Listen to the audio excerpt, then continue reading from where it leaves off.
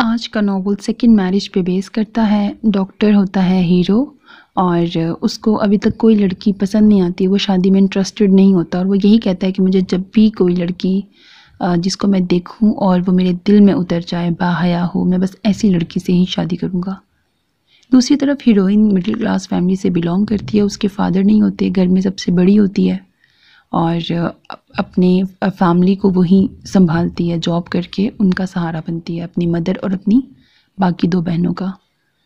ऐसे में जाहिर सी बात है मदर उसकी शादी भी करना चाहती है कि वो सबसे बड़ी होती है, तो उसकी शादी कर दी जाती है। लेकिन जिस लड़के से हीरोइन की शादी होती है वो कैरेक्टर लेस लड़का होता है और वो पहली ही रात उसको अपने दोस्तों के सामने पेश करता है। लाइक इस तरह का कुछ सीन्स हैं नॉवल में।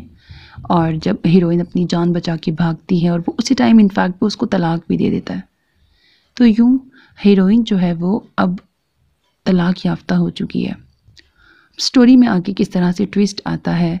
दूसरी तरफ हीरो जो कि डॉक्टर है, उसके पेरेंट्स नहीं होते हैं, उसकी बस एक बड़ी बहन होती है जो कि शिद्दत से चाहती है कि उसके भाई की शादी हो जाए।